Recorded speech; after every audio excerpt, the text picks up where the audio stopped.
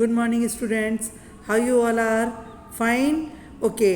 पिछली बार हमने जब पढ़ा था जनपद के बारे में, संघ के बारे में और गणा के बारे में, है ना, कि पहले पुराने ज़माने में लोग किस तरीके से जो है अपने मैनेजमेंट रखते थे।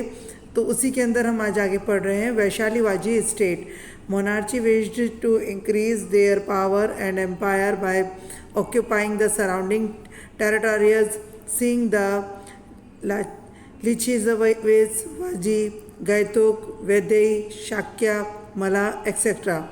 मतलब है ना, जो जितने भी व्यापारी थे, जो छोटे मोटे व्यापारी थे, वो सब लोग है ना अपने आसपास के जो ग्रामीण क्षेत्र थे उनको भी जो है अपने बिजनेस के लिए और अपने एम्पायर को आगे बढ़ाने के लिए एक साथ करना चाहते थे। जिसमें से आप देख रहे हो ये सब जो है वाजी है, गायतुक है, वैदेई है, शाक्या, ये सब उसमें शामिल है।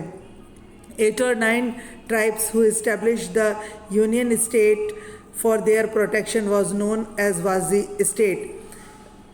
8 या 9 जो है वो इस प्रकार के क्षेत्र थे जो वहाँ पर उन्होंने वाजी स्टेट को आगे बढ़ाने के लिए, प्रोटेक्शन देने के लिए साथ में इकट्ठा किया था।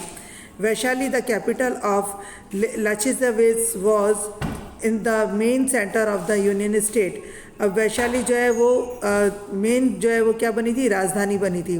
दस it was named republic of Vaishali, इसीलिए इसका नाम जो है वो प्रजातांत्रिक वैशाली पड़ा। The state administration of republic was government by the sabha because of which it was called the republic. In republic all the power of house rested in the hand of the members. देखो उन्होंने जितने भी व्यापारी थे उन लोगों ने क्या किया, पहले तो अपना एम्पायर बढ़ा लिया, है ना, एम्पायर बढ़ा लिया। अब उसके बाद क्या किया उन लोगों ने कि गवर्नमेंट जो यानी जो सत्ता संभालते, जो शासन संभालते हैं, वो एडमिनिस्ट्रेशन भी उन्होंने अपने हाथ में ले लिया। तो यानी पावर भी उनकी, शासन भी उनका, और वो सिर्फ भारतीयों को क्या कर रहे थे, बेवकूफ़ बना के अपना काम निकाल रहे थे। All the members set in Sabha and all affairs were passed in the house by vote or unanimity। अब देखो जितनी भी जो चीज़ें नियम कानून जो भी पास होते थे उसमें सब सभा के मेंबर बैठते थे और वो जो है एक मत होकर के उसको पास कर देते थे। The place where meeting was held was called centum. जहाँ पर ये मीटिंग होती थी, जहाँ पे सब लोग साथ में बैठते थे, उसको क्या बोलते थे, सेंक्टम बोलते थे। सेंक्टम यानी संगठन या समूह। The elder as well as youth were selected as the members of the state assembly. जो बड़े थे और जो यंगस्टर थे यानी जो जवान लोग थे वो भी इसके अंदर एज ए मेंबर सेलेक्ट किए जाते थे पूरे राज्य की सभा में। The republican elected their president of state administration who was chosen by election।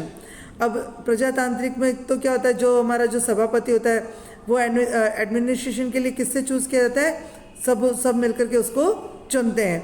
In the republic each member was considered as the king. इस प्रजातंत्र में जितने भी लोग थे वो सब एक राजा के तौर पर कंसिडर होते थे, यानी सभी अपना अपना मत रखते थे। सबको जो है वो क्या था, स्वतंत्रता थी कि वो अपने अपने विचार रख सकते हैं। Republics had their own counselling in which many important issues like administration, defence, war, treaty etcetera. अब उनके हाथों में देखो उनकी खुद की काउंसलिंग में कौन कौन सी चीज़ें होती थी, जितने भी इंपॉर्टेंट इश्यूज होते थे, यानी कि शासन में कोई दिक्कत आ रही है या किस तरीके से काम हो रहा है वो सब, ठीक है, were discussed and then decided. अब उन सब के बारे में, जैसे आज के तौर पे आप देख लो हमारे देश में जो भी, जैसे मेनली क्या चल रहा है, कोरोना का मुद्दा चल रहा है, तो उसमें लॉकडाउन लगाना है कि नहीं लगाना है, स्कूल्स खोलनी है कि नहीं खोलनी है तो कितने टाइम के लिए खोलनी है, कितनी कैपेसिटी से खोलनी है ना, ये सब जो है वो डिस्कस होता है और उसके बाद में डिसाइड किया जाता है। तो उस समय में भी इसी तरीके से जो गंभीर समस्याएं होती थी उनके लिए सब लोग साथ में बैठते थे और डिसाइड करते थे। Any member could enjoy membership for a fixed time only. जितने भी मेंबर्स थे वो एक फिक्स टाइम के लिए मेंबर जो है वो एंजॉय करते थे। An executive committee assisted the president of the republic in the administration of the state. जो मेन एग्जीक्यूटिव होता था वो कौन होता था, प्रेसिडेंट होता था, ठीक है। नाउ आप पढ़ेंगे social life and state administration of Republic state.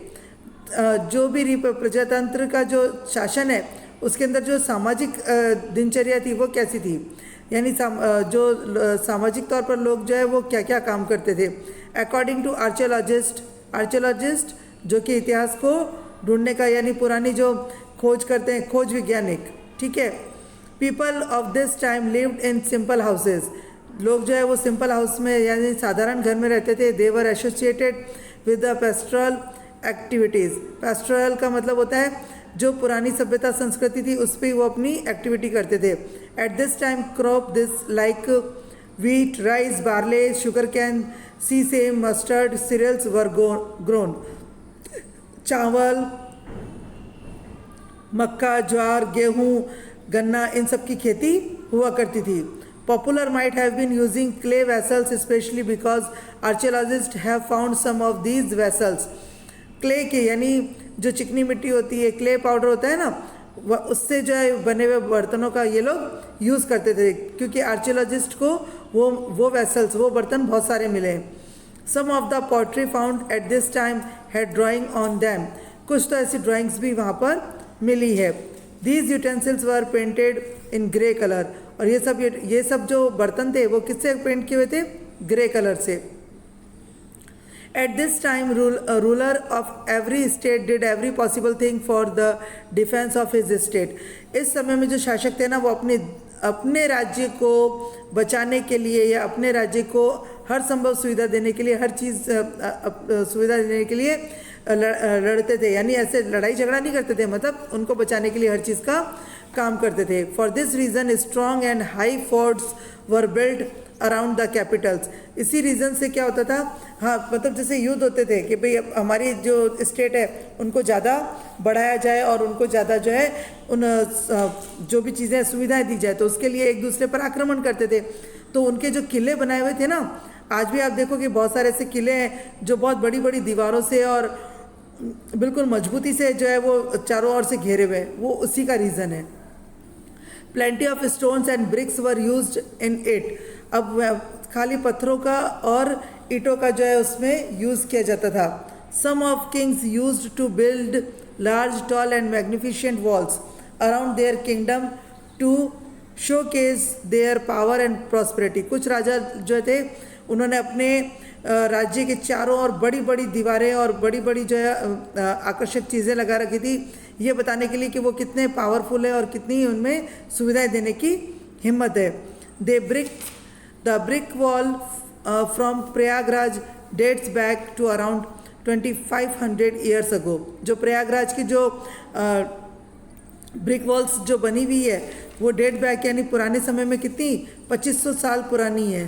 So we can say that fort with high walls might have been constructed at this time. तो हम बोल सकते हैं कि ऐसी बड़ी बड़ी दीवारें भी इस समय में बनती थी। All the mahajanapada of this time needed a large army and a strong fort for their defence. सभी महाजनपद में जो है एक बड़ी सेना की और एक सुरक्षित किले की ज़रूरत थी उनके युद्ध करने के लिए। People were taxed to meet this need. People जो है उसके लिए टैक्स पे करते थे अपनी ज़रूरतों को पूरा करने के लिए। Farmer use to give 6 part of their yield to the treasury. अब जो किसान थे वो अपने पूरी जो खेती है, उस खेती बाड़ी है, उसका छठा हिस्सा जो है वो खजाने में दिया करते थे। The artisans use to work for the state for 1 day in a month. और जो आर्टिशियंस थे जो मतलब जो पूरे किले को या राज्य को सजाते थे वो महीने में एक दिन ऐसा महीने का एक दिन देते थे। Cattle rearers give cattle as a part of tax. जो मवेशी पालक थे यानी जो पशुओं को पालते थे वो अपने एक एक पशु या जो भी निर्धारित था वो टैक्स के तौर पर देते थे। द मर्चेंट यूज टू पे टैक्स सेल्स ऑन गुड्स। और मर्चेंट्स कैसे देते थे? व्यापारी जितनी उनकी बिक्री हुई है उसके ऊपर वो सेल टैक्स देते थे। During the period of Mahajanapada agriculture started to improve due to iron tools.